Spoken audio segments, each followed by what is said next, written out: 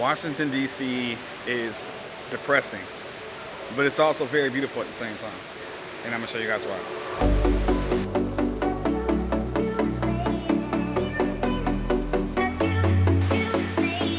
Look at this place.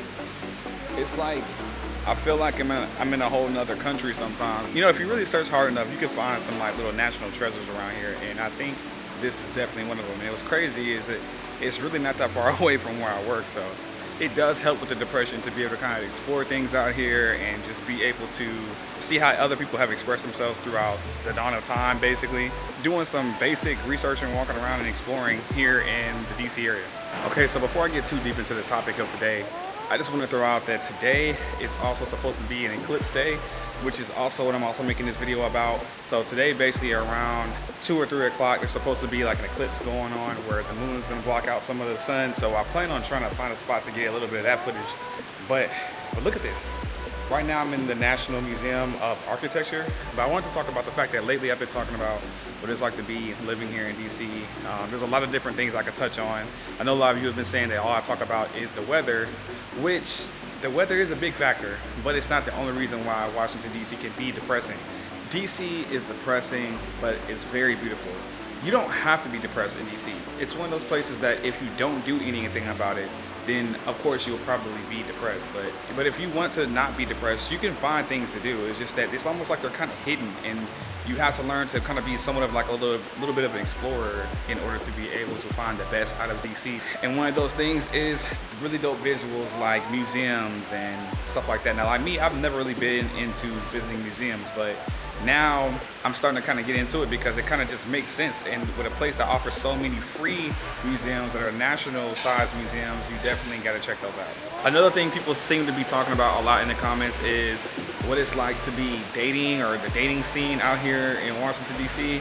Now, if you guys don't notice, I've been actually making a lot of videos about this specific topic, just dating in general in Washington, D.C. Now, me, I've been finding it very pleasurable, to be honest with you. It's like the type of mindset of the type of women that I find out here are dope, because it's like they're entrepreneurial, or like they're really goal driven, and at the same time they know what they want out of life. They're not really wasting time, and I like people like that. I like to see that in the people I'm dating.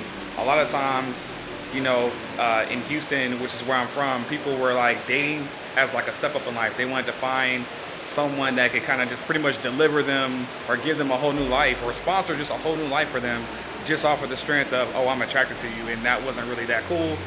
It's never really that cool. Okay, so like I said earlier in the video, I've been seeing and reading a lot of you guys' comments that you guys have been leaving about, you know, my opinion on it being depressing out here in Washington, D.C. I don't want this just to be all about me. You know, I do take what you guys say into consideration, and this is one that definitely just caught my eye. And it's coming from Deuce 9 Star. He says, "This is one of the worst videos I've watched on YouTube.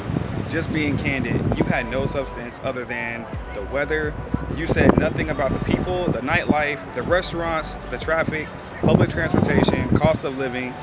Man, can I go on?" Well, I feel like we could definitely touch on some of those topics if that's what you really want to do. Once again, I kind of really just wanted to not bash DC, but I wanted to just say how I felt about it. And at that time, I was just really fed up about the weather out here. Today is actually a really good day. It feels really good outside. I really don't even have to have the sweater on. I believe it's like 69 outside, so that's a great thing. So I think the first thing I want to talk about is the nightlife. When it comes to the Washington, D.C. nightlife, a lot of people tend to avoid it because there's so many rumors and so many news articles that come out about how the teens in the city are like tearing it up and making it difficult to want to come outside because they're robbing and stealing cars, murdering, all that crazy stuff.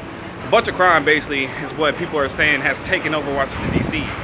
So that's another reason why, you know, it's easy to be depressed, because you don't really feel safe to go outside in certain areas, especially if you're by yourself and you haven't made friends yet. Like, how do you even start to make friends when you're in a city where things seem to have a lot of crime? Now me, I'm downtown right now in the middle of the day, so of course it's a lot less likely that issues can happen. But even during the day, like right now where I'm at, issues can happen. Now let's talk about restaurants. I'm gonna try to get in a better spot because there's a lot of construction going on to my left. So when it comes to the restaurant, which is another topic that was brought up, restaurants in Washington, D.C., there's a lot of them. Let's say that. There's a lot of restaurants out here. You can probably watch other YouTubers talk about the restaurants, and they'll probably give you like their top 10 list of the best restaurants out here or stuff like that. And I say this as a person who has a pretty open mind to different type of tastes. Of course, also I'm from the South, I'm from Houston, so I do tend to lean towards more saltier foods, taste and stuff like that. But when I say the restaurants out here are not all that, I mean, I really mean it. There's not too many restaurants that I've been to that are just like great. Now, there's food that you can get by on, like, oh, it's good. You know, it's good to a point where it's okay. Like, I'll maybe go by again if I'm hungry, it'll do the job. But as far as to be like, man, this is just like a really, really good restaurant, there's few and far in between that I've actually found. One restaurant that I keep hearing about is like Ben's Chili Bowl. It's not really all that. Ben's Chili Bowl doesn't really have enough salt in the seasoning and their meat and stuff like that in their chili. But if you have like a taste palette that's like similar to mine and you want to be able to actually get some good food, I would probably recommend this restaurant called Milk and Honey. It's located in a wharf. But yeah, there's definitely some restaurants out here that you can find, but there's not that many. Another one that I also like is Carolina's. It's also a pretty good restaurant, or a really good restaurant. So if you kind of like anything closer to, or similar to soul food, that's something you can find. But I purposely didn't mention things like restaurants in my first video because, once again, I was really just harping on the fact that the cold weather keeps people inside. But today, as you can see in a lot of clips that I'm taking, there's people outside enjoying the weather and all that stuff. Even the animals are outside. Construction's going on. Outside is just happening. All right, guys, so I'm now here at the Van Dorn Street metro station. I just checked out the eclipse today. It was really, really dope. You know, they say that the eclipse only happens about once every 12 years, just on average. If you didn't catch the one that was today, I threw some footage in here within this video that you guys should be able to check out.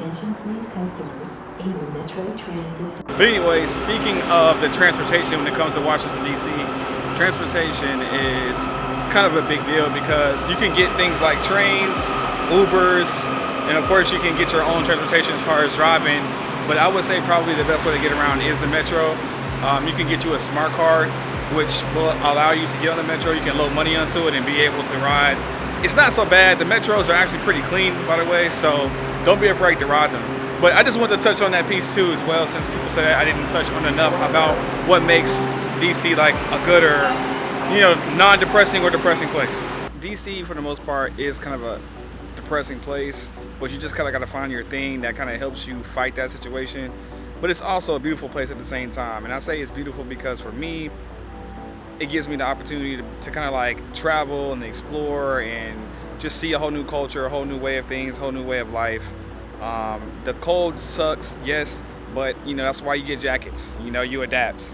And adapting is something that I do pretty well. So I look forward to seeing how I can be able to get rid of this whole feeling of being depressed out here in Washington, D.C. the longer I live here. With that said, I'll see you guys in the next video. Just wanted to keep the conversation going. If you guys have anything else to add to it, please feel free to leave a comment. And I'll see you guys, like I said, in the next video. Peace.